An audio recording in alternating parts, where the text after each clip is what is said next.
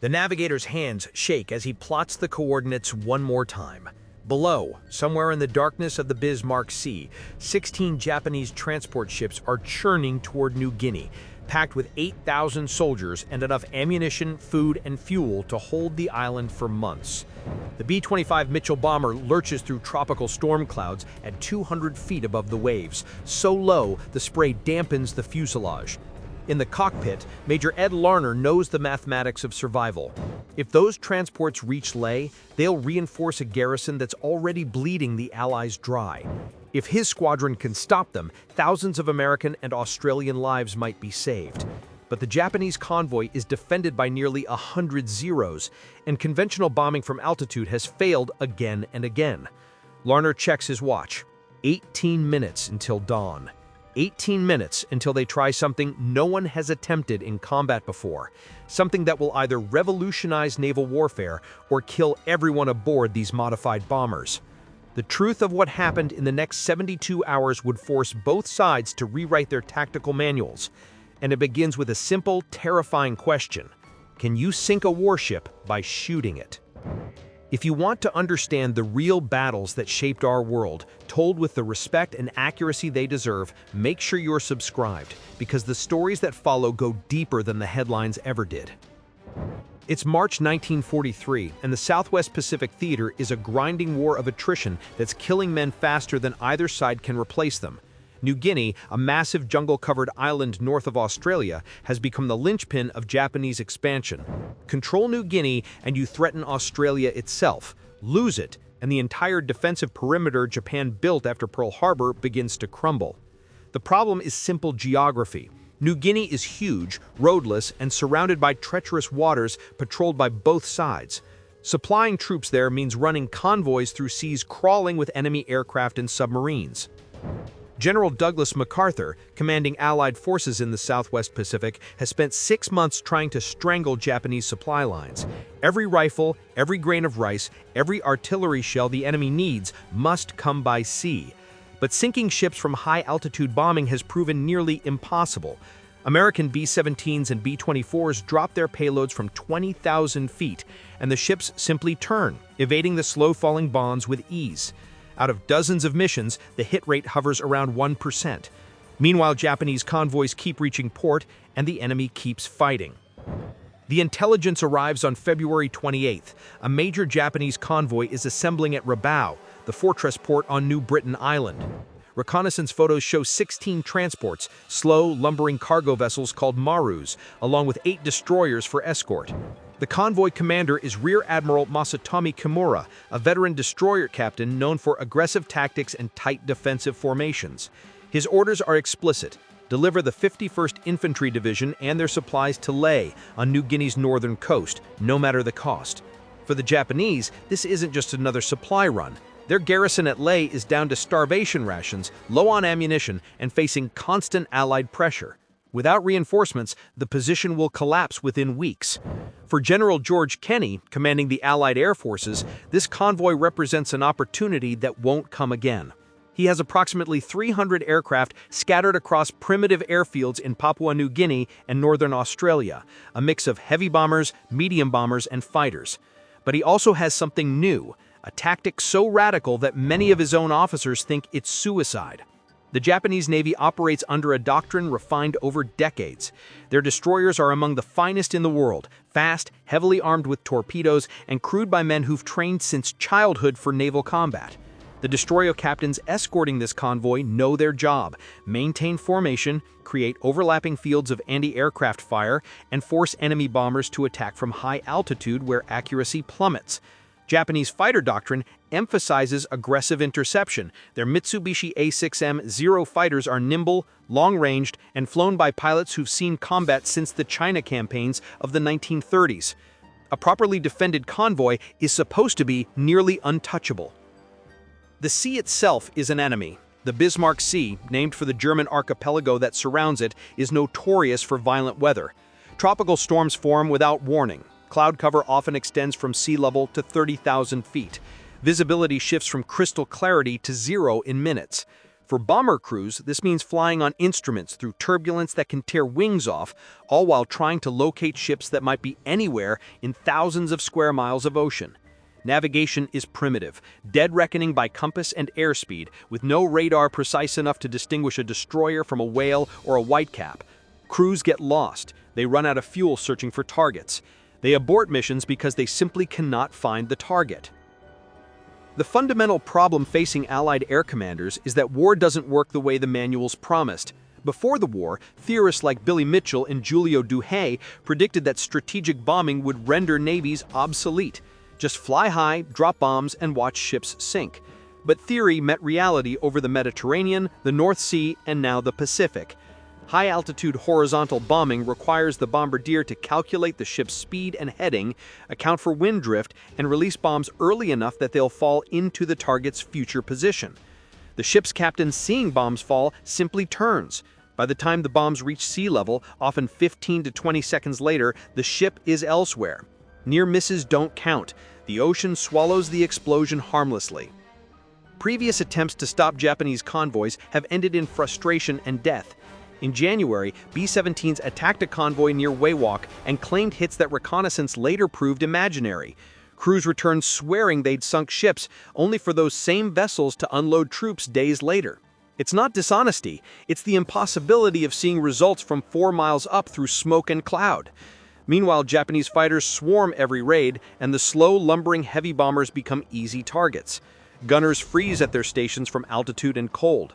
Oxygen systems fail. Men die from wounds or hypoxia before the plane can descend. For the bomber crews, each mission is a gamble with odds that never improve. Into this tactical dead end comes Major Paul Gunn, an ex-Navy pilot and airline captain who's been experimenting with modifications that make his superiors nervous. Gunn's idea is simple and insane. Instead of bombing from altitude, fly at wave-top level and strafe the ships to death. He's been mounting forward-firing machine guns, first 4, then 6, then 8 50-caliber Brownings in the noses of B-25 Mitchell medium bombers, removing the bombardier entirely. The concept violates every principle of strategic bombing, but Gunn doesn't care about principles. He cares about sinking ships. The tactic is called skip bombing, though that's a misnomer. The actual method involves screaming in at masthead height, 50 to 200 feet above the waves, at full throttle, firing the 8 nose guns continuously to suppress any aircraft fire, and releasing a bomb with a delayed fuse at the last possible moment. The bomb, still traveling at the aircraft's speed, skips off the water like a stone and slams into the ship's hull at or below the waterline. The delayed fuse gives the plane time to clear the blast radius before detonation. In theory, it's devastating. In practice, no one knows if it works in combat because no one survived trying it against a defended target. The crews training for this method understand they're being asked to fly into the teeth of every gun the enemy can bring to bear. Approaching at low level means there's no time to evade, no altitude to trade for speed if an engine fails, and no room for error. A destroyer's anti-aircraft suite includes multiple 25mm autocannons and lighter machine guns, all designed to create a wall of fire that nothing can penetrate. The Japanese gun crews are disciplined and experienced. They've shot down hundreds of Allied planes, and now the B-25s will fly straight at them, close enough to see the gunners' faces. General Kenney approves the plan despite objections from more conservative officers. He's desperate, and desperation breeds audacity. He assigns the 3rd Attack Group, the unit that's been practicing skip bombing, as the primary strike force. Supporting them will be Australian Beaufighters, American A-20 Havocs for strafing, and every available fighter to keep the Zeros occupied. The heavy bombers, B-17s and B-24s, will attack from altitude simultaneously, not because anyone expects them to hit anything, but because the chaos might divide the enemy's attention. It's a plan built on improvisation, hope, and the cold calculation that losing planes is acceptable if the convoy is destroyed. On the morning of March 1st, the Japanese convoy departs for Ball. Admiral Kimura's formation is tight and professional. Transports in the center, destroyers in a screening circle, with air cover overhead. The weather's worsening, which Kimura considers favorable. The Allies will have trouble finding them in the storm. For the soldiers packed below decks in the transports, the journey is misery. The ships roll and pitch. Men vomit into buckets. The air below is thick with the smell of sweat, diesel, and fear. Many of these soldiers are veterans of China or Malaya, but this is their first exposure to Allied air power, and the rumors they've heard are not comforting. Reconnaissance planes spot the convoy that afternoon.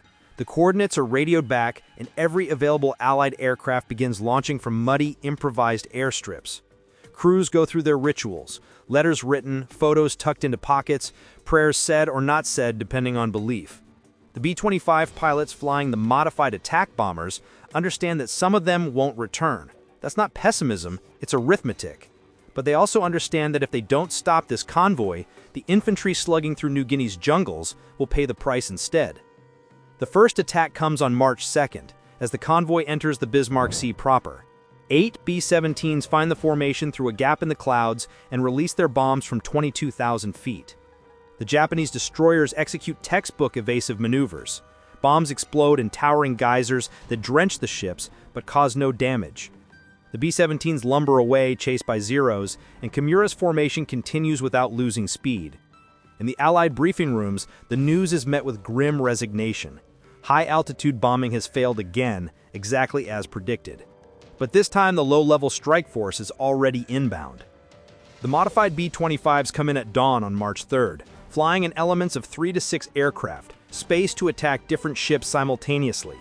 The approach is chaos made tactical. They skim the wave tops, engines screaming. Close enough that the prop wash kicks up spray behind them. The gunners in the Japanese destroyers see them coming and open fire, creating streams of tracer fire that look like hoses in the dim morning light. The B-25s don't evade, they bore straight in, their 8 nose guns hammering back, raking the destroyer decks, killing gunners, smashing anti-aircraft mounts. The first bomb release happens at 300 yards. The 1,000-pound bomb drops, hits the water, and skips once, twice before slamming into the hull of the transport Kyokusamaru just above the waterline. The delayed fuse gives the B-25 pilot 4 seconds to bank away before the explosion rips the ship's side open. Water floods into the cargo holds. The transport immediately begins listing. Soldiers below deck scramble for ladders as the ship groans and shudders. Within minutes, the sea is a killing field. Multiple B-25s attack from different angles, making coordinated defense impossible. Bombs skip into hulls. Ships catch fire. The transport Teiyu Maru takes a bomb directly into her engine room and loses power, drifting as flames consume her superstructure. The destroyer Tokitsukaze tries to lay a smokescreen, but is herself hit by strafing fire that kills her captain and tears apart her bridge.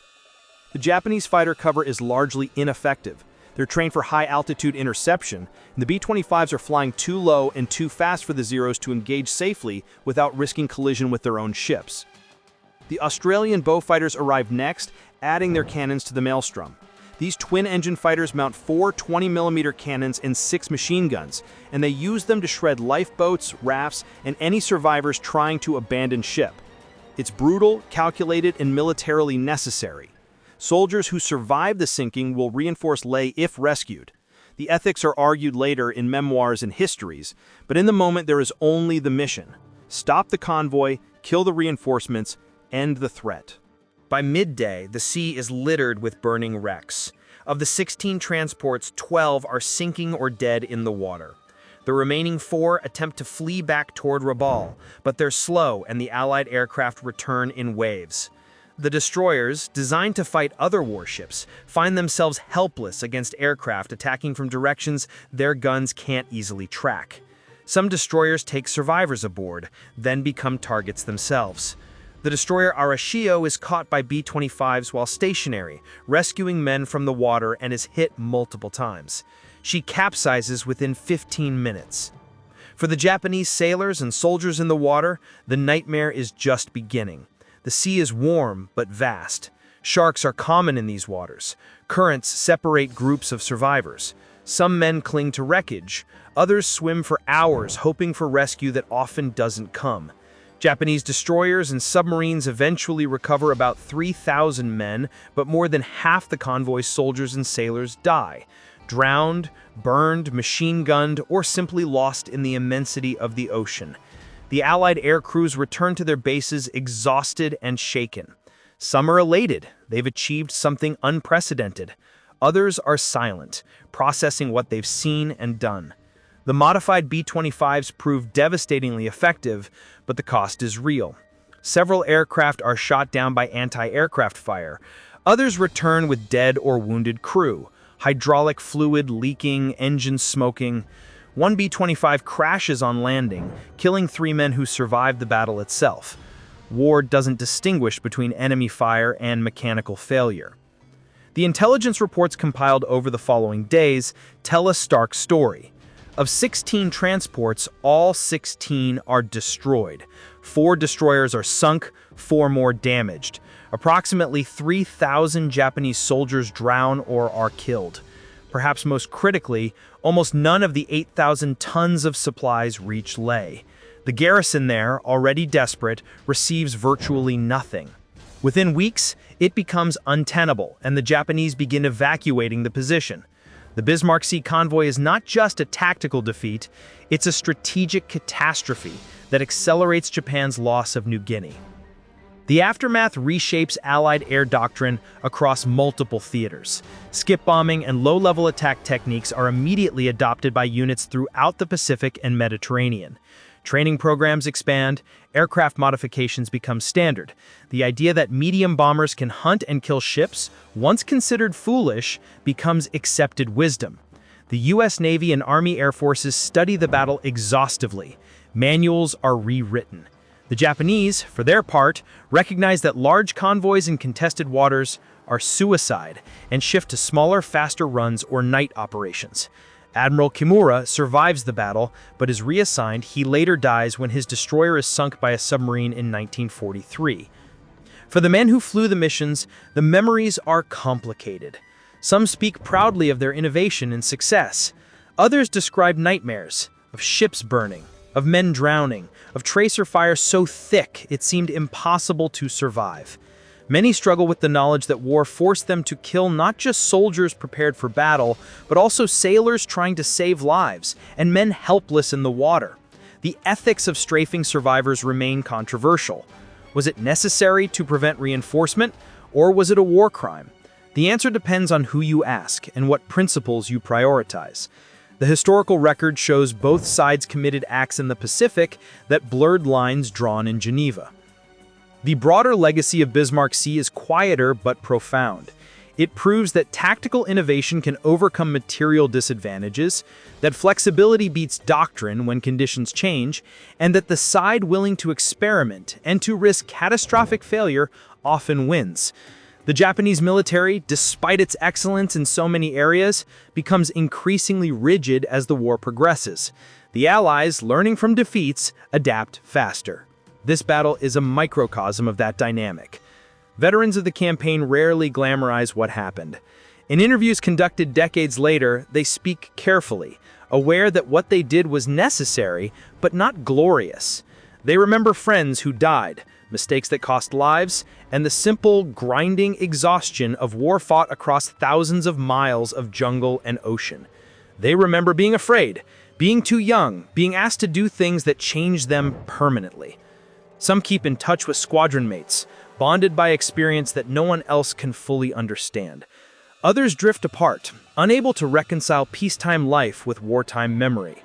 The Pacific War continues for 2 more years after Bismarck Sea, each month more savage than the last. The convoy battle is one engagement among hundreds, yet it matters because it demonstrates that Japan's supply lines are breakable, that the island garrisons can be isolated, and that air power, used correctly, can win campaigns. The broader tragedy is that such lessons come only through blood. Every tactical innovation is purchased with lives. Every mistake is a gravestone. War is not the story of heroes defeating villains. It's the story of human beings asked to kill other human beings for reasons they often don't fully understand, in places they never wanted to be, at costs that never stop accruing. The pilots and gunners who attacked the Bismarck Sea convoy were doing their jobs, following orders, trying to survive and help their friends survive. The Japanese soldiers drowning in those burning ships were also doing their jobs, also following orders, also hoping to live. Both sides believed they fought for something worth dying for. The ocean didn't care about belief. It swallowed them all the same. What remains 70 years later is the lesson written in smoke and wreckage across that sea. that war's mathematics are always cruel, that innovation is born from desperation, and that the cost of victory is measured in names that most of us will never know. 8,000 tons of supplies never reached the beach, 3,000 men never came home, and the war ground forward, as it always does, leaving those who lived to carry what those who died cannot.